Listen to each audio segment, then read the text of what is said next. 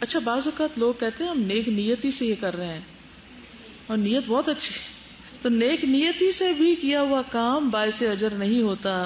دوسری شرط کیا ہے؟ سنت کے مطابق 2 شرائط ہے نا حسن عمل کی، تو خالی نیک نیتی نہیں دیکھی جائے گی، اور کچھ نہیں کر رہے کچھ تو کر رہے ہیں، تو وہ جو کرنا چاہیے وہ جو نہیں کر رہے اس لیے وہ کریں. تو کوئی بھی بہانہ اس کے لیے نہیں چاہیے. اس میں ہم دیکھتے ہیں کہ اصل میں ایک طویل حدیث ہے. یحییٰ اپنے والد سے روایت کرتے ہیں کہ ہم صبح کی نماز سے پہلے عبداللہ بن مسعود کے دروازے کے پاس بیٹھا کرتے تھے. کب؟ صحیح سمجھ آئی؟ اچھا، کیا کرنے بیٹھتے تھے وہاں؟ جی، جب عبداللہ باہر تشریف لاتے تو ہم ان کے ساتھ مسجد چل پڑتے، یعنی راستے میں بھی استفادہ کرتے. ایک دن ابو موسیٰ اشعری ہمارے پاس آئے اور پوچھا ابھی تک ابو عبد الرحمن یعنی عبداللہ بن مسعود تمہارے پاس نہیں آئے؟ ہم نے جواب دیا نہیں. تو ابو موسیٰ ہمارے ساتھ بیٹھ گئے یہاں تک کہ عبداللہ بن مسعود باہر تشریف لائے. جب وہ آئے تو ہم سب اٹھ کر ان کے پاس آ گئے. ابو موسیٰ نے ان سے کہا اے ابو عبد الرحمن یعنی اے عبداللہ بن مسعود، آج میں نے مسجد میں ایک ایسا کام دیکھا ہے کہ مجھے اس پہ بہت حیرانی ہوئی، لیکن اللہ کے فضل سے وہ نیکی کی ایک صورت لگتی ہے. عبداللہ بن مسعود نے پوچھا وہ کیا ہے؟ انہوں نے جواب دیا اگر آپ زندہ رہے تو خود ہی دیکھ لیں گے. میں نے مسجد میں کچھ لوگوں کو دیکھا، وہ حلقے بنا کر بیٹھے ہوئے اور نماز کا انتظار کر رہے ہیں. ان کے سامنے کنکریاں پڑی ہیں، یعنی پتھر کٹھے کیے ہوئے. ہر ایک حلقے میں یعنی گروپ میں ایک شخص ہے جو یہ کہتا ہے 100 مرتبہ اللہ اکبر پڑھو، تو لوگ 100 مرتبہ اللہ اکبر پڑھتے ہیں. پھر وہ کہتا ہے 100 مرتبہ لا الہ الا اللہ پڑھو، تو وہ 100 مرتبہ لا الہ الا اللہ پڑھتے ہیں. پھر وہ کہتا ہے 100 مرتبہ سبحان اللہ پڑھو، تو وہ لوگ 100 مرتبہ سبحان اللہ پڑھتے ہیں. عبداللہ بن مسعود نے ان سے پوچھا تم نے ان سے کیا کہا، یعنی تم نے یہ دیکھا تو کیا کیا؟ ان جواب دیا میں نے آپ کی رائے کے انتظار میں ان سے کچھ نہیں کہا، یعنی پہلے میں آپ سے کنسلٹ کر لوں.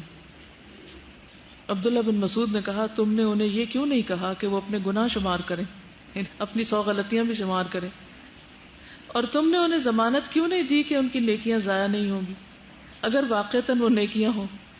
یعنی یہ کہنا تھا کہ واہ بھی بہت اچھا کر رہے ہو اور یہ جو کچھ کر رہے ہو ضائع نہیں ہوگا. پھر عبداللہ بن مسعود چل پڑے، ان کے ہمراہ ہم بھی چل پڑے، یہاں تک کہ عبداللہ ان حلقوں میں سے ایک حلقے کے پاس آئے، ایک گروپ کے پاس آئے اور ان کے پاس کھڑے ہو کر پوچھا تم لوگ یہ کیا کر رہے ہیں؟ اب یہ بھی دیکھتے جائیے ان کا معاملے کا انداز، یہ معاملہ سیکھنے والے ہیں. خود آ کے تحقیق کی، سن لیا تھا لیکن آ کے پوچھا کیا کر رہے ہو تم؟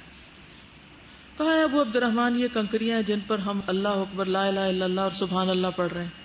عبداللہ بن مسعود نے کہا تم اپنے گناہوں کو گنو، میں اس بات کی ضمانت دیتا ہوں کہ تمہاری نیکیوں میں سے کوئی نیکی ضائع نہیں ہوگی. اے امت محمد افسوس تم پر، تم کتنی تیزی سے ہلاکت کی طرف جا رہے ہو. ابھی نبی صلی اللہ علیہ وسلم کے صحابہ تمہارے درمیان بکثرت موجود ہیں اور نبی صلی اللہ علیہ وسلم کے کپڑے ابھی پرانے نہیں ہوئے، ان کے برتن ابھی ٹوٹے نہیں، یعنی جو آپ چھوڑ کے گئے ہیں وہ ابھی ویسا ہی ہے. اس ذات کی قسم جس کے ہاتھ میں میری جان ہے، کیا تم ایسے طریقے پر ہو جو نبی صلی اللہ علیہ وسلم کے طریقے سے زیادہ ہدایت یافتہ ہے؟ یعنی آپ کی زندگی میں تو ایسا کوئی عمل مسجد میں نہیں ہوا تھا، یا پھر تم گمراہی کا دروازہ کھولنا چاہتے ہو. لوگوں نے عرض کی واللہ یا ابا عبد الرحمن ما اردنا الا الخیر، اللہ کی قسم ہے ابو عبد الرحمن ہمارا ارادہ صرف نیکی کا ہے، ہم تو نیکی سمجھ کے ذکر کر رہے ہیں اس طرح بیٹھ کے. ابن مسعود نے کہا وَكَمْ مِن مُرِيدٍ لِلْخَيْرِ لَن يُصِيبَهُ، کتنے ہی ایسے لوگ ہیں جو نیکی کا ارادہ تو کرتے ہیں لیکن اس تک پہنچ نہیں پاتے.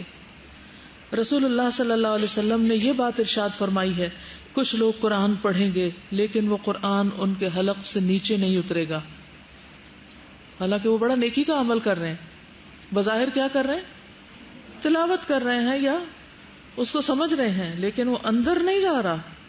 اور اللہ کی قسم مجھے نہیں معلوم، ہو سکتا ہے ان میں سے اکثریت تم لوگوں کی ہو جنہوں نے قرآن پڑھا اور ان کے وہ اندر نہیں اترا. پھر وہ ان کے پاس سے اٹھ گئے. کتنی مختصر نصیحت تھی، کوئی لڑائی نہیں کی، جھگڑا نہیں، کوئی لمبی بحث نہیں، یہ کہہ کے چلے گئے. عمرو بن سلمہ کہتے ہیں کہ ہم نے ان حلقے والے کی اکثریت کو دیکھا کہ وہ نہروان والے دن خوارج کے ساتھ مل کر ہم پر نیزہ داری کر رہے تھے. یعنی جو بدعت کا آغاز ہوتا ہے اس کا انجام بھی پھر ایسا ہی ہوتا ہے، وہ پھر اصل دین پر رہ ہی نہیں سکتا. تو یہ جو نیکی کے روپ میں بدی ہے نا، یہ بہت خطرناک، بہت باریک فائن لائن ہے، اور اس کو سمجھنے کی بہت ضرورت ہے. یہ سنن دارمی کی ہے اور اس کو البانی نے صحیح قرار دیا سلسلہ صحیحہ میں. تو کوئی بھی نیا کام جو اگر سنت کے مطابق نہیں تو وہ کیا ہے؟ رد. بخاری کی وہ مشہور حدیث ہے کہ کچھ لوگ نبی صلی اللہ علیہ وسلم کی غیر موجودگی میں ان کے گھر گئے اور ان کی بیویوں سے پوچھا کہ آپ کی عبادت کیسی ہے اور آپ کا طریقہ کیا ہے. تو جو کچھ انہوں نے بتایا اس کو انہوں نے بہت ہی تھوڑا سمجھا اور کہا کہ آپ تو اللہ کے رسول ہیں اور آپ کے تو اگلے پچھلے گناہ معاف کر دیے گئے ہیں، اس لیے آپ کو تو زیادہ ان چیزوں کی ضرورت نہیں. ایک نے کہا کہ میں تو ساری رات عبادت کروں گا اور سوؤں گا نہیں. دوسرے نے کہا کہ میں ہمیشہ روزہ رکھوں گا، چھوڑوں گا نہیں. تیسرے نے کہا میں شادی نہیں کروں گا. یہ سب کیا تھا؟ کس نیت سے کر رہے تھے؟ نیکی کی نیت سے، عبادت کی نیت سے، ثواب کی نیت سے. لیکن کیا یہ نیکی تھی؟ نہیں. جب آپ کو پتا چلا تو کیا آپ خوش ہوئے؟ کتنے نیک لوگ ہیں، انہوں نے تو اتنے کام اپنے ذمے لے لیے. کیا فرمایا؟ آپ ناراض ہوئے، ممبر منگوایا، الصلاۃ جامعہ، 100 لوگوں کو اکٹھا کیا اور کہا کہ اللہ کی قسم، اللہ رب العالمین سے میں تم سب سے زیادہ ڈرنے والا ہوں، میں تم میں سب سے زیادہ متقی ہوں، لیکن اگر میں روزے رکھتا ہوں تو افطار بھی کرتا ہوں، نماز پڑھتا ہوں تو سوتا بھی ہوں اور نکاح بھی کرتا ہوں. جس نے میرے طریقے سے بے رغبتی کی وہ مجھ سے نہیں. من رغب عن سنتی فلیس منی. اتنا ہی دین کافی، اتنا ہی عمل کافی. اگر آپ کو مثلاً کوئی کچھ کرتا ہوا دکھائی دے نا اور آپ کو شک پڑے کہ یہ ٹھیک ہے یا نہیں، یا آپ نے دیکھا ہمیشہ سے لوگ آپ کے گھر میں کرتے چلے آ رہے اور آپ بھی انکانشیسلی ساتھ شامل ہیں، پھر یکایک آپ کو خیال آتا ہے کہ اس کو چیک کرنا چاہیے، تو پھر آپ کیا کریں گے؟ معلوم کریں گے کہ لیلۃ القدر کو نبی صلی اللہ علیہ وسلم نے کیا کیا تھا. آپ کو ایک تجسس لگ جائے گا، ایک علم کی طلب لگ جائے گی، اور آپ اس وقت تک چین سے نہیں بیٹھیں گے جب تک آپ کو سارا نہ پتہ چل جائے. پھر صرف پتہ نہیں چل جائے بلکہ یہ کہ اس کے سورسز چیک کریں گے کہ اوتھینٹک بھی ہیں یا نہیں، ایسی ادھر ادھر کی کتابوں سے جمع کر لیا. آپ کو معلوم ہے کہ ایک نفل نماز کی تحقیق کے لیے لوگ سینکڑوں میل سفر کرتے تھے. ایک زمانہ وہ تھا کہ میں اس سے جا کے پوچھوں جس نے نبی صلی اللہ علیہ وسلم سے سن رکھا ہو یا آپ کے کسی صحابی سے سن رکھا ہو کہ وہ مجھے وہ طریقہ بتائے. لوگ اتنا زیادہ احتیاط برتنے والے بھی تھے. آج ہمارے اوپر کتابوں کے ڈھیر لگے ہوئے ہیں لیکن ہمارے پاس فرصت ہی نہیں کہ ہم اصل کو چیک کریں. تو جب بھی کوئی بتائے نیکی کا کام تو ذرا سا تکلیف کر کے اس کو مزید آگے دیکھنے کی کوشش کریں. اب یہ انہوں نے سوال کیا کہ 20 تراویح ہے کہ 8 ہے، ٹھیک ہے. اچھا، میں نے اسے کہا کہ پڑھ کے آئیے کہ جس نے 8 کہا وہ کیا دلیل دیتا ہے اور جس نے 20 کہا وہ کیا دلیل دیتا ہے. دونوں کی دلیل کو پڑھیے اور آپ بہت آسانی سے فیصلہ کر لیں گے. کسی کی میری تیری بات پہ جانے کی ضرورت ہی نہیں ہے. میں نے اسی لیے کہا نا کتاب پڑھ لیجیے. تو پھر اگر ان کی کسی بات سے اتفاق نہ کریں تو آپ مزید تحقیق کریں، ٹھیک ہے نا. دل بھی ایک مفتی ہوتا ہے، وہ اندر سے بول اٹھتا ہے ٹھیک نہیں. دع ما یریبک الی ما لا یریبک. جو چیز تمہیں شک میں ڈال دو اسے چھوڑ دو، تعویلیں نہ دو اس کو، کیونکہ الاثم ما حاک فی نفسک. گناہ وہ ہے جو تمہارے دل میں کھٹک جائے. وکرہت ان یطلع علیہ الناس. اور تم ناپسند کرو کہ لوگوں کو پتہ چلے، یہ بات اچھی نہ لگے تم کو. تو معیار ہونے چاہیے نا کہ کیا صحیح اور کیا غلط ہے، اس کا پتہ ہونا چاہیے. آگے چلتے ہیں. عبداللہ بن مسعود فرماتے ہیں سنت میں درمیانی چال بدعت میں کوشش کرنے سے زیادہ بہتر ہے. یعنی بدعت میں تھکنے سے بہتر ہے کہ تھوڑی سی سنت اختیار کر لی جائے. اور دین جو ہے وہ خواہشات پر عمل کرنے کا نام نہیں. دین خواہشات پر عمل کرنے کا نام نہیں. قرآن مجید سورۃ القصص 50 میں آتا ہے وَمَنْ أَضَلُّ مِمَّنِ اتَّبَعَ هَوَاهُ بِغَيْرِ هُدًى مِّنَ اللَّهِ. اور اس سے زیادہ گمراہ کون ہو سکتا ہے جو اللہ کی ہدایت کو چھوڑ کر محض اپنی خواہش کے پیچھے لگاؤ. سورۃ صاد 26 میں آتا ہے وَلَا تَتَّبِعِ الْهَوَىٰ فَيُضِلَّكَ عَن سَبِيلِ اللَّهِ. اور خواہش نفس کی پیروی نہ کرنا ورنہ یہ بات تمہیں اللہ کی راہ سے بہکا دے گی. سورۃ فاطر آیت 8 میں آتا ہے افمن زین لہ سوء عملہ فرآہ حسنا. کتنی زبردست آیت ہے یہ. فإن اللہ یضل من یشاء ویہدی من یشاء، بھلا جس شخص کا برا عمل خوشنما بنا دیا جائے اور وہ اسے اچھا سمجھنے لگے برے عمل کو، اللہ تعالیٰ اسی طرح جسے چاہتا ہے گمراہ کرتا ہے، جسے چاہتا ہے ہدایت دیتا ہے. آتا نا قل هل ننبئکم بالاخسرین اعمالا الذین ضل سعیہم فی الحیاۃ الدنیا وهم یحسبون انہم یحسنون صنعا. اب یہ فی الحیات الدنیا سے مراد کیا ہے کہ دنیا کی خواہشات اور اپنی مرضی کا دین گھڑ کے اسی میں گم ہے، اصل کو دیکھتے ہی نہیں. پھر اسی طرح یہ ہے کہ اہل بدعت سے بھی اپنے آپ کو بچانا چاہیے. قرآن مجید میں آتا ہے وَقَدْ نَزَّلَ عَلَيْكُمْ فِي الْكِتَابِ أَنْ إِذَا سَمِعْتُمْ آيَاتِ اللَّهِ يُكْفَرُ بِهَا وَيُسْتَهْزَأُ بِهَا فَلَا تَقْعُدُوا مَعَهُمْ حَتَّى يَخُوضُوا فِي حَدِيثٍ غَيْرِهِ إِنَّكُمْ إِذًا مِثْلُهُمْ. اللہ تعالیٰ اپنی کتاب میں یہ حکم پہلے نازل کر چکا ہے کہ جب تم سنو کہ آیات الہی کا انکار کیا جا رہا ہے اور ان کا مذاق اڑایا جا رہا ہے تو وہاں ان کے ساتھ مت بیٹھو. کیوں؟ کیا ہوگا ورنہ؟ پھر اس کی جھجک اتر جائے گی، حتیٰ کہ لوگ کسی دوسری بات میں لگ جائیں، عادات میں لگ جائیں، عبادات کے ایسے طریقے چھوڑ کے تو ٹھیک ہے، ورنہ تم بھی اس وقت انہی جیسے ہو جاؤ گے، انہی میں شمار ہوگے. نبی صلی اللہ علیہ وسلم نے فرمایا آخر زمانے میں جھوٹے دجال لوگ ہوں گے، تمہارے پاس ایسی حدیثیں لائیں گے جن کو نہ تم نے نہ تمہارے آباء و اجداد نے سنا ہوگا. تم ایسے لوگوں سے بچتے رہنا، کہیں وہ تمہیں گمراہ اور فتنے میں مبتلا نہ کر دیں. اب اس کا یہ معنی نہیں کہ کم علمی کی وجہ سے اگر ہم نے کوئی حدیث نہیں سنی ہوئی تو وہ کسی نے سنائی تو وہ ہمیں کوئی بدعت کی طرف لے جا رہا ہے. اس کا مطلب یہ ہے کہ گھڑ کے لا رہا ہے، اصل ہے ہی نہیں. دیکھیے بدعت اور سنت میں فرق کیا ہے؟ سنت کی اصل ہے اور بدعت کی اصل کوئی نہیں. تو یہاں جھوٹی حدیثیں مراد ہیں جو اپنے موقف کو ثابت کرنے کے لیے لوگ بعض اوقات گھڑ لیتے ہیں. کوئی محنت نہیں کرتا کہ جو صحیح بات جانتے ہیں وہ تھوڑی سی تکلیف زیادہ کریں، ذرا دن رات محنت کریں اور میڈیا پہ جا کے کچھ کریں. جب آپ خود کچھ نہیں کرتے تو پھر جو کر رہے ہیں ان کو کرنے دیں. ٹھیک ہے نا؟ یعنی یہ ایسا ہی ہے جیسے جب انگریزوں نے میزائل بنا لیے تھے اور ترکی حکومت کے پاس صرف توپیں تھی تو وہ اس کا مقابلہ میزائلوں کا توپوں کے ساتھ کر رہے تھے. تو پھر باقی کیسے رہیں؟ یعنی کہ کس طرح جنگ جیت سکتے ہیں آپ؟ کوئی بھی جنگ جب تک ایٹ پار نہیں ہے آپ یا آپ کے پاس وہ نہیں ہے جو دوسرے کے پاس ہے تو آپ تو نہیں جیت سکتے. تو پہلے کیا کرنا ہے آپ کو؟ تو وہ تو بنائے. تو اب یہ تو ہم شکایت کرتے رہے کہ میڈیا پہ موضوع حدیثیں بیان کرتے ہیں، لیکن یہ کیوں نہیں ہم کوشش کرتے کہ ہم بھی، آپ میں سے کتنے لوگ اخبار میں لکھتے ہیں؟ کوئی نہیں لکھتا. کتنے لوگ کوئی ریڈیو پہ کوئی پروگرام کرتے ہیں؟ انہوں نے ایک ہاتھ کھڑا ہوا، کوئی کیا ہوگا، اب کی بات نہیں ہے، ماضی کی کوئی بات ہو رہی. اچھا پھر اسی طرح یعنی ہم کچھ اور کرنے کی کوشش ہی نہیں کرتے. تو جو ہماری مین سٹریم ہے وہ تو وہ اخبار پڑھ رہی ہے نا اپنے علم کے اضافے کے لیے، یا ٹی وی دیکھ رہی ہے، ریڈیو سن رہی ہے نا. اچھا وہاں کوئی بھی کام کرنا ہو تو اس کے لیے 100 حجتیں لے آئیں گے، یہ حرام ہے، وہ حرام ہے، وہ حرام، خواہ اس کی اصل موجود ہو. دیکھو البدعۃ تمیت السنہ، اور سنت آئے گی تو بدعت جائے گی. اگر آپ نے سنتوں کو زندہ ہی نہیں کیا تو بدعتیں نہیں جا سکتی. لوگوں کو صحیح بات پتہ ہی نہیں، اور اختلافی باتوں سے نہیں شروع کرے کیونکہ دین کا طریقہ نہیں. قرآن مجید میں نبی صلی اللہ علیہ وسلم کو اہل کتاب سے بھی بات کرنے کے لیے جب کہا گیا تو کیا کہا؟ قل یا اہل الکتاب تعالوا الی کلمۃ سواء بیننا وبینکم، ایکول گراؤنڈز پہ، کامن گراؤنڈز پہ، جو ہمارے اور تمہارے درمیان کامن باتیں.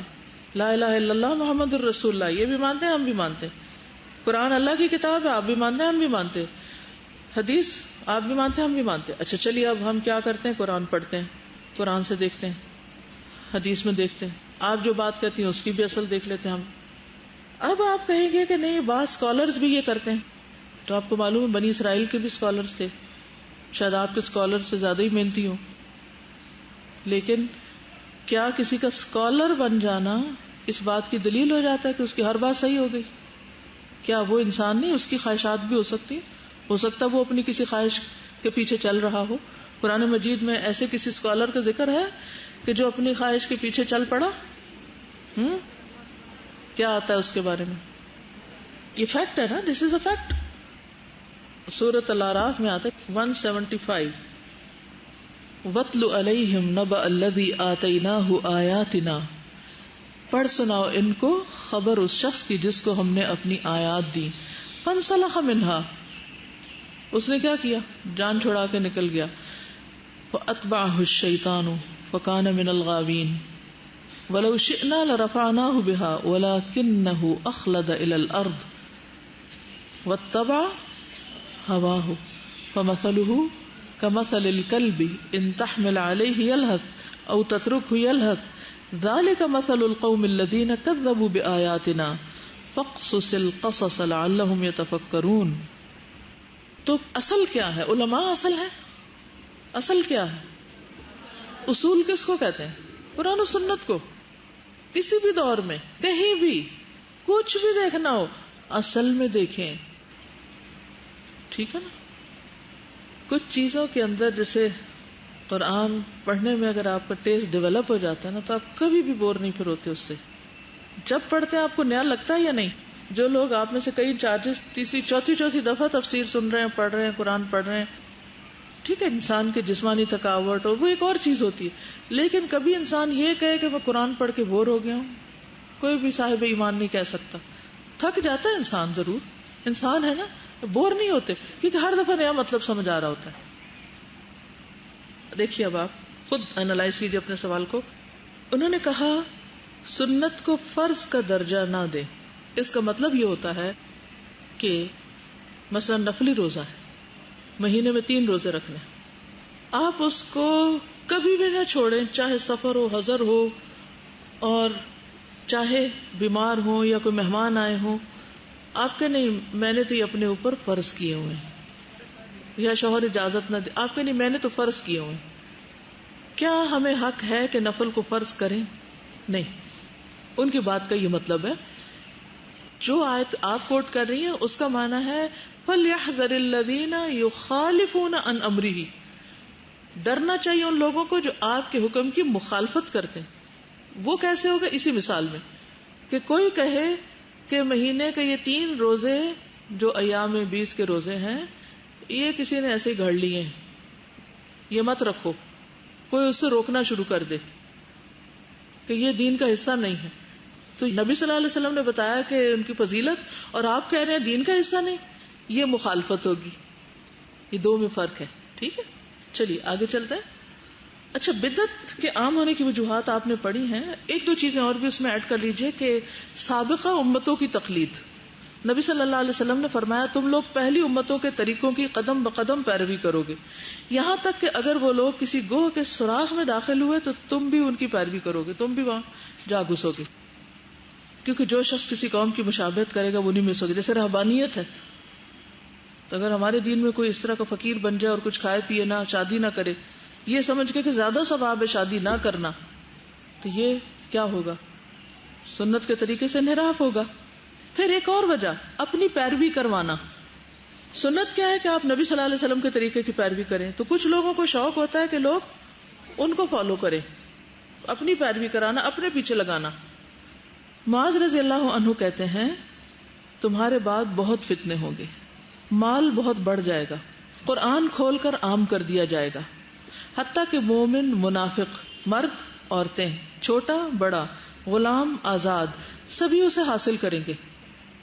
یعنی علم بہت بڑھ جائے گا اس طرح. اور ایسا ہوگا کہ کہنے والا کہے گا لوگوں کو کیا ہوا میری پیروی نہیں کرتے حالانکہ میں نے قرآن پڑھ رکھا ہے. لوگوں کو کیا ہوا کہ میری پیروی نہیں کرتے حالانکہ میں نے قرآن پڑھا ہوا ہے. اب اگر کسی خاندان میں کوئی ایک لڑکی نے پڑھ لیا اور وہ یہ چاہے کہ لوگ اس کے طریقے پہ چلے تو اسے اپنے طریقے پہ نہیں چلانا، اسے کس چیز کی طرف دعوت دینی ہے؟ دعوت اللہ. لوگوں کو کس سے جوڑنا ہے؟ اللہ سے جوڑنا ہے. یہ اصل دین کی دعوت. تمام پیغمبروں نے کیا کیا؟ ان اعبدوا اللہ. ٹھیک ہے. اچھا، وہ کہے گا یہ لوگ اس وقت تک میری پیروی نہیں کریں گے حتیٰ کہ میں ان کے لیے کوئی نئی اختراع کروں. یعنی میرے فین نہیں بن رہے، مجھے کوئی نئی چیز دین میں لانی چاہیے. چنانچہ تم اپنے آپ کو اس کی بدعت سے بچائے رکھنا، اس کی بدعت دلالت اور گمراہی ہوگی. اب یہ جو آپ کہہ رہے تھے نا کہ لوگ آ نہیں رہے کیونکہ وہ کچھ اور پسند کرتے ہیں، تو میں ذرا دین میں کوئی ایسی چیز ڈال لوں کہ ان کی پسند کا دین بن جائے. کرسچینٹی میں بگاڑ کس وجہ سے آیا؟ اسی وجہ سے آیا نا کہ جب ان کی تبلیغ مختلف علاقوں میں گئی تو جس علاقے میں گئی انہوں نے اس لوکل کلچر کو دین کا حصہ بنا لیا، اور اس طرح اصل شکل دین کی کچھ سے کچھ بن گئی کہ اس علاقے کے لوگ ڈانس پسند کرتے ہیں، لہٰذا کوئی ایسا ڈانس دین میں ڈال دو کہ جس سے لوگ اسلام کی طرف آ جائیں. تو پھر وہ اسلام کی طرف نہیں آ رہے، وہ دراصل اپنی خواہشات کی پیروی کر رہے ہیں. وہ وہاں ان کو اس شکل میں مل رہی تھی، یہاں اس شکل میں مل گئی، تو اصل دین تو پیچھے ہی رہ گیا. پھر کیا فائدہ اس کا؟ ٹون بھی آپ دیکھیے، ٹیون جو ہے وہ اسی پہ کرتے ہیں. ہاں یہ تو ہو چکی نا بات کہ نبی صلی اللہ علیہ وسلم تو بہت نیک تھے، تو ہم تو نیک نہیں ہیں، لہٰذا بہتر ہے ہم 4 کے بجے 8 فرض زور کے کر لیں. تو یہ نہیں کر سکتے. پھر غلوب ایک وجہ ہوتی. غلوب کیا ہوتا ہے؟ یا اہل الکتاب لا تغلوا فی دینکم، اے اہل کتاب اپنے دین میں غلوب نہ کرو. ایاکم والغلوب، دین میں غلوب سے بچو، کیونکہ تم سے پہلے لوگ دین میں غلوب کی وجہ سے ہلاک ہوئے تھے. غلوب ہوتا ہے دین میں اضافہ ہی کی ایک شکل، یعنی حد سے بڑھنا. اب بدعت کے چند نقصان، اگر نقصان پتہ چل جائے تو پھر بھی شاید باز آ جائے. پہلی بات تو وہی آیت فَلْيَحْذَرِ الَّذِينَ يُخَالِفُونَ عَنْ أَمْرِهِ أَن تُصِيبَهُمْ فِتْنَةٌ أَوْ يُصِيبَهُمْ عَذَابٌ أَلِيمٌ. جو لوگ رسول صلی اللہ علیہ وسلم کے حکم کی مخالفت کرتے ہیں انہیں اس بات سے ڈرنا چاہیے کہ وہ کسی مصیبت میں گرفتار نہ ہو جائیں یا انہیں کوئی دردناک عذاب نہ پہنچ جائے. پھر یہ یاد رکھیں کہ بدعت بدترین گناہ ہے. خواہ وہ نیکی کا کام ہے لیکن وہ گناہ ہے.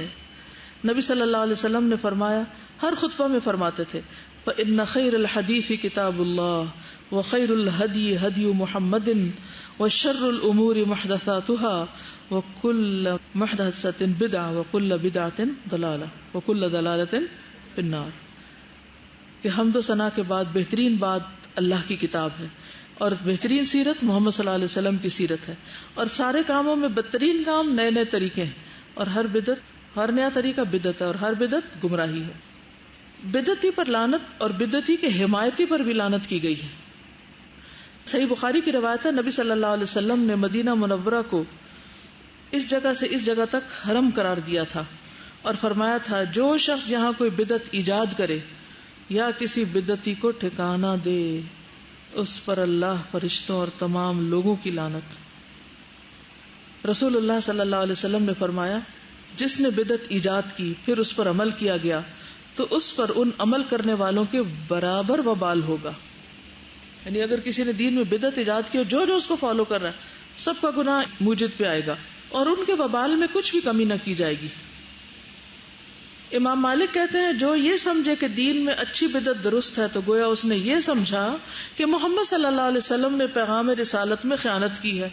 کچھ بھول گئے تھے، کچھ چھوڑ گئے، کیونکہ اللہ کا فرمان ہے آج کے دن میں نے تمہارا دین تمہارے لیے مکمل کر دیا اور تمہاری نعمت تم پر تمام کر دی، اپنی نعمت کو تم پر تمام کر دیا. پھر یہ کہ بدعت سنت کو ختم کر دیتی ہے. حسان بیان کرتے ہیں کہ جو بھی قوم اپنے دین میں نئی بدعت ایجاد کرتی ہے اللہ تعالیٰ ان میں سے اس بدعت جیسی سنت کو اٹھا لیتا ہے اور پھر اسے دوبارہ ان لوگوں کے پاس قیامت تک نہیں لوٹاتا. کتنی بڑی خیر سے لوگ محروم ہو جاتے ہیں. کتنا ڈرنے کی ضرورت ہے. نبی صلی اللہ علیہ وسلم نے فرمایا مدینہ منورہ حرم ہے، جو شخص اس میں کوئی بدعت ایجاد کرے یا بدعتی کو ٹھکانہ دے اس پر اللہ کی، فرشتوں کی، تمام لوگوں کی لعنت ہے. قیامت کے دن اللہ اس سے کوئی فرض یا نفلی عبادت قبول نہ کرے گا. اچھا عام جگہوں پر بھی بدعت کی ممانعت ہے، لیکن مدینہ میں بدعت کی ایجاد اور زیادہ بری کیوں؟ کیونکہ اس طرح تو دین مکس اپ ہو جائے گا نا. پھر یہ ہے کہ بدعت امت میں تفرقے کا باعث ہے. یعنی بہت فرقہ واریت ہے. اس کی اصل وجہ کیا ہے؟ بدعات ہے. اگر سب اصل دین پہ ہوتے تو ایک ہی ہوتے. قرآن مجید میں آتا ہے ان الذین فرقوا دینہم وکانوا شیعا لست منہم فی شیء انما امرہم الی اللہ ثم ینبئہم بما کانوا یفعلون. جن لوگوں نے اپنے دین میں تفرقہ ڈالا اور کئی فرقے بن گئے ان سے آپ کو کچھ سروکار نہیں، ان کا معاملہ اللہ کے سپرد ہے، پھر وہ خود ہی انہیں بتلا دے گا کہ وہ کن کاموں میں لگے ہوئے ہیں. پھر بدعت ہلاکت کا باعث ہے. رسول اللہ صلی اللہ علیہ وسلم نے فرمایا ہر عمل میں ایک تیزی ہوتی ہے اور ہر تیزی کے بعد کمزوری ہوتی ہے، یا سنت کی طرف یا بدعت کی طرف. جس کا فطرہ سنت کی طرف ہو وہ ہدایت پا جاتا ہے، اور جس کا فطرہ کسی اور چیز کی طرف ہو تو وہ ہلاک ہو جاتا ہے. یعنی ہر انسان کے اوپر مختلف کیفیات آتی. ایک وقت آتا ہے نا کہ آپ ایک کام بہت جوش و خروش اور بہت تیزی سے کر رہے ہوتے ہیں، پھر اچانک آپ اس میں بریک کر لیتے ہیں، رک جاتا ہے، پھر آپ واپس لوٹتے ہیں اس بریک کے بعد. تو کچھ لوگ تو سنت کی طرف لوٹ جاتے ہیں اور کچھ بدعت کی طرف راستہ بدل لیتے ہیں. تو جس کا فطرہ یعنی وہ جو بریک ہے وہ اگر سنت کی طرف ہو تو ہدایت پہ ہے، اور فطرہ اگر کسی اور چیز پہ ہو تو ہلاکت ہے. بدعتی اللہ کو انتہائی ناپسند ہے کیونکہ وہ دین کو اپنے ہاتھ میں لے رہا ہے نا. 3 قسم کے لوگ اللہ تعالیٰ کو انتہائی ناپسند ہے، یہ نبی صلی اللہ علیہ وسلم نے فرمایا، اور مبغوض ترین ہے. نمبر 1، حرم میں الحاد برپا کرنے والا، اسلام میں جاہلیت کے طریقے چاہنے والا، اور کسی آدمی کا ناحق خون کرنے کے لیے کوشاں رہنے والا. یعنی بے وجہ کسی کو مارنے کی کوئی پلاننگ کر رہا ہو، کسی بے قصور کو. بدعتی نبی صلی اللہ علیہ وسلم کی سفارش یعنی شفاعت سے محروم رہے گا. رسول اللہ صلی اللہ علیہ وسلم نے فرمایا، میری امت کے 2 قسم کے افراد کے حق میں میری سفارش قبول نہ ہوگی. نمبر 1، انتہائی ظالم حکمران، اور نمبر 2، غلو کرتے ہوئے دائرہ دین سے خارج ہونے والا شخص، یعنی حد سے بڑھ کے جو کام کرے. غالی، کل غال مارق. حوض کوثر سے محرومی، رسول اللہ صلی اللہ علیہ وسلم نے فرمایا، میں تمہارے لیے حوض کوثر پر پیش خیمہ ہوں گا، اور تم اس بات سے ڈرنا کہ کہیں ایسا نہ ہو کہ تم میں سے کوئی میری طرف آئے اور پھر وہ مجھ سے ہٹا دیا جائے، جیسا کہ گم شدہ اونٹ ہٹا دیا جاتا ہے. تو میں کہوں گا ایسا کیوں؟ تو جواب دیا جائے گا کہ آپ نہیں جانتے کہ انہوں نے آپ کے جانے کے بعد کیا کیا نئی چیزیں ایجاد کر لی تھی. تو میں کہوں گا دور ہو جاؤ، دور ہو جاؤ. پھر بدعتی کو توبہ کی توفیق نہیں ہوتی، یہ بہت ڈرنے والی بات ہے. انس نے مرفوعاً نقل کیا کہ اللہ نے ہر بدعتی سے توبہ کو پردے میں رکھا ہے، توفیق ہی نہیں ہوتی اس کو. صحیح ترغیب و ترہیب کی حدیث ہے. سفیان ثوری کہتے ہیں کہ ابلیس کو گناہ سے زیادہ بدعت پسند ہے، کیونکہ بدعت کے بعد توبہ نہیں کی جاتی جبکہ گناہ سے توبہ کی جاتی. تو ابلیس کیا چاہتا ہے کہ انسان کیا کرے؟ بدعتوں میں پڑے رہیں تاکہ توبہ بھی نہ کرے. بدعتی اللہ اور رسول پر جھوٹ باندھتا ہے جو عظیم گناہ ہے. وَلَوْ تَقَوَّلَ عَلَيْنَا بَعْضَ الْأَقَاوِيلِ لَأَخَذْنَا مِنْهُ بِالْيَمِينِ ثُمَّ لَقَطَعْنَا مِنْهُ الْوَتِينَ. اگر وہ رسول خود کوئی بات گھڑ کر ہمارے ذمہ لگا دیتا تو ہم اس کا دایاں ہاتھ پکڑ لیتے، پھر اس کی رگے گردن کاٹ ڈالتے. تو اللہ کے رسول صلی اللہ علیہ وسلم کو بھی اپنے پاس سے دین میں کوئی چیز ڈالنے کی اجازت نہیں، کہا یہ کہ آپ کے بعد کوئی اور ڈالے. نبی صلی اللہ علیہ وسلم نے فرمایا، من تعمد علیہ کذبا فلیتبوأ مقعدہ من النار. جو جان بوجھ کے مجھ پر کوئی چیز باندھے اس کو چاہیے کہ اپنا ٹھکانہ جہنم میں بنا لے. بدعتی شخص سے روایت اور شہادت نہیں لی جا سکتی. محدثین، فقہاء اور اصولیوں کا اجماع ہے کہ ایسا بدعتی جس کی بدعت اسے کافر بنا دے اس کی روایت قبول نہ کی جائے گی، اور خاص طور پر اگر وہ بدعت کی طرف دعوت دے رہا ہو. ابن سیرین کہتے ہیں کہ پہلے لوگ اسناد کی تحقیق نہیں کرتے تھے. اسناد کی تحقیق کا مطلب کیا کہ ریفرنس نہیں مانگتے تھے کہ کوئی بات کو پیش کرتا تھا. لیکن جب دین میں بدعات اور فتنے داخل ہو گئے تو لوگوں نے کہا کہ اپنی اپنی سند بیان کرو، ہاتھوں برہانکم. بس جس حدیث کی سند میں اہل سنہ راوی دیکھتے تو اس کی حدیث لے لیتے، اگر سند میں اہل بدعت راوی دیکھتے تو اس کو چھوڑ دیتے، یعنی بدعتیوں کی حدیث بھی نہیں لیتے تھے. بدعتی کا فہم بھی الٹا ہوتا ہے، اس کو بات الٹے طریقے سے سمجھ آتی ہے. وہ گناہ کو نیکی اور نیکی کو گناہ سمجھتا ہے، اسی طرح بدعت کو سنت اور سنت کو بدعت سمجھتا ہے. حذیفہ بن یمان کہتے ہیں کہ اللہ کی قسم بدعات ضرور پھیلیں گی، یہاں تک کہ اگر کوئی بدعت چھوڑ دی جائے تو لوگ کہیں گے سنت چھوڑ دی. بدعتی اللہ کے ذکر سے اعراض کرنے والا ہوتا ہے. بدعتی شخص اپنی بدعت میں وقت لگا کر اللہ کا مسنون ذکر چھوڑ دیتا ہے. دوران بدعت اکثر نمازوں میں تاخیر کر دیتا ہے، یعنی جب آپ غیر ضروری چیزیں کریں گے تو کیا ہوگا؟ نمازیں لیٹ پڑیں گے. صحابہ کا نیکی اور بدعت میں تمیز کر لینا. مجاہد کہتے ہیں کہ میں اور عروہ بن زبیر مسجد نبی میں داخل ہوئے، وہاں عبداللہ بن عمر رضی اللہ عنہما حضرت عائشہ کے حجرے کے پاس بیٹھے ہوئے تھے. کچھ لوگ مسجد نبی میں اشراق کی نماز پڑھ رہے تھے. انہوں نے بیان کیا کہ ہم نے عبداللہ بن عمر سے ان لوگوں کی اس نماز کے متعلق پوچھا تو انہوں نے کہا بدعت ہے. اچھا، مسجد نبوی میں اشراق کی نماز پڑھ رہے تھے، یعنی مسجد میں لازم نہیں ہے کہ گھر سے آپ مسجد آئیں اشراق پڑھنے کے لیے. کیا کرنا چاہیے؟ فرض نماز بس لازم ہے وہاں پڑھنا. حذیفہ کہتے ہیں ہر وہ عبادت جو رسول اللہ صلی اللہ علیہ وسلم کے صحابہ نے نہیں کی تم بھی نہ کرو. سیدھی سی بات، کتنی سمپل چیز ہے. جو صحابہ نے نہیں کیا تم بھی نہ کرو. ابن سیرین کہتے ہیں اہل الاہواء کے ساتھ مت بیٹھو، نہ ان کے ساتھ بحث کرو، نہ ان کی باتیں سنو. ابو قلابہ کہتے ہیں مجھے اندیشہ ہے کہ وہ لوگ تمہیں بھی گمراہی پہ نہ ڈال دیں یا تم پہ دین میں چیزیں خلط ملط نہ کر دیں جن کو تم پہچانتے ہو. امام مالک کے پاس جب اہل الاہواء میں سے کوئی آتا تو اسے کہتے میں اپنے دین میں واضح دلیل پر ہوں لیکن تم شک پر ہو، جاؤ اپنے جیسے کسی شکی کے پاس اور اس سے جھگڑا کرو، مجھ سے مت جھگڑو. یعنی میں جو کچھ کر رہا ہوں دلیل کے ساتھ کر رہا ہوں اور تمہارے پاس دلیل نہیں ہے، تو جن باتوں کی کوئی دلیل نہیں ہے ان میں جھگڑے کی ضرورت نہیں، جاؤ اپنے جیسے کسی کے پاس جا کے جھگڑو. خود بھی اور اپنے بچوں کو بھی اس سے بچانا چاہیے. ابن طاؤس نے اپنے بیٹے سے کہا جبکہ ان کے پاس اہل بدعت میں سے ایک شخص بات کر رہا تھا، اے میرے بیٹے اپنے کانوں میں انگلیاں ڈالو تاکہ جو یہ کہہ رہا ہے وہ مت سنو. ایک دن میں دیکھ رہی تھی کہ ایک بچہ بیٹھا ہوا تھا اور ایک بچی آئی اپنا مسئلہ لے کے، تو کہنے لگی میرا پڑھنے کو بالکل دل نہیں چاہتا اور میں کنسسٹنٹ نہیں ہوں اس میں. مجھے اتنی زیادہ شدت سے اس بچے کی فکر ہوئی کہ یہ جو بیٹھا غور سے بات سن رہا ہے 7-8 سال کا بچہ، یہ کیا سن رہا ہے اور اس کا حال کیا ہوگا. میں نے اس کی ماں کو اشارے کی کہ یہاں سے نکال لو اس کو، لیکن اس کو ایک اشارہ سمجھ نہ آیا میرا. تو بعد میں میں نے خبر لی. یعنی جہاں آپ دیکھیں کہ غلط قسم کی مجلس ہے تو بچوں کو وہاں سے ہٹا لیں، کیونکہ چھوٹے بچے جو سنتے ہیں نا جس قسم کی باتیں ان کے دل میں بیٹھ جاتی اور بڑے ہو کر وہ اس کو اس طرح اختیار کر لیتے ہیں کہ یہ ہم نے کہیں سنا تھا.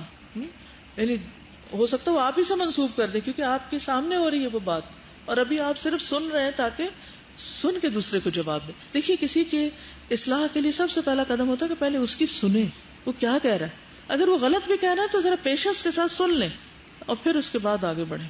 ٹھیک ہے، جزاکم اللہ خیرا. سبحانک اللہم و بحمدک، اشہد ان لا الہ الا انت، استغفرک و اتوب الیک. السلام علیکم و رحمۃ اللہ وبرکاتہ.